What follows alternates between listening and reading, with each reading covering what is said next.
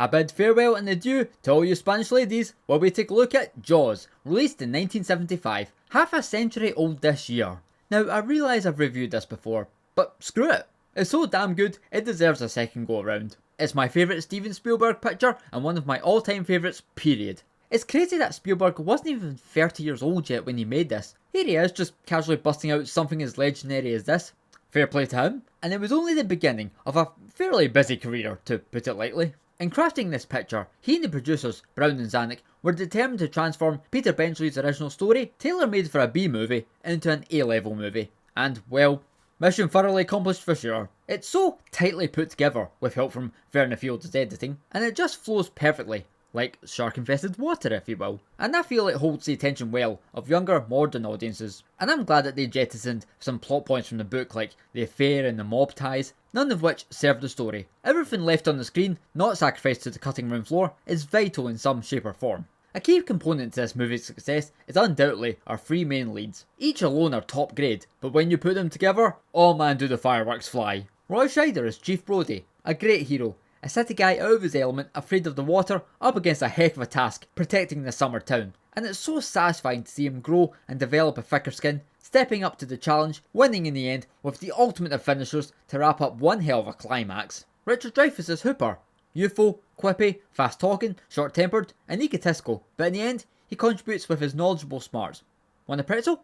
Then there's Robert Shaw as Quint, a very old-school, surly, intense sailor. Difficult to deal with, but guaranteed to get the job done, and he has hands down the best dialogue, whether it be cracking jokes, barking commands, or that haunting, soul-latching monologue about the USS Indianapolis.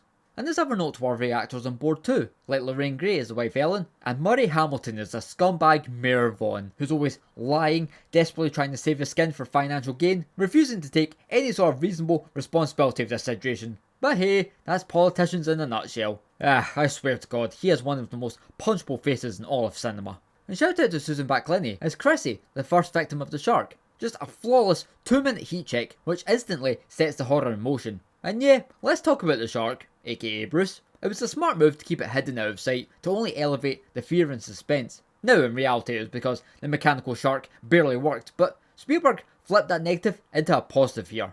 And I think the puppet itself mostly holds up. Now if you pay attention long enough, yeah, it's kind of obvious, but I'm so engrossed in the story that I don't take much notice. Also, its movements come off as natural and never overdone, so my brain registers it as a real living shark. The shark attacks are done very well, like the aforementioned opening, the boy Alex, the off-screen wipeout of Ben Gardner, the two fishermen, the Michael attack, and then everything out at sea with the orca. The latter supported by Bill Butler's innovative cinematography techniques with help from Rexford Metz. Martha's Vineyard makes for a great picturesque place to host the location of Amityville, and John Williams' soundtrack is stuff of legend, like the main signature theme. Extremely simple, yet effective beyond belief, but the rest of the score shouldn't be slept on, either strengthening the scariness or scaling up the adventurous mood. Plus the film serves as a good example of where lack of music also improves the atmosphere and uneasiness. Jaws is awesome, plain and simple, the original summer blockbuster, and it has truly stood the test of time 50 years on, and I never get sick of it. And if I do feel the need to experience it again, I can always go and find it out in the yard, not too far from the car. I'm Jason, and this is Small Movie World, watching, talking, and loving films.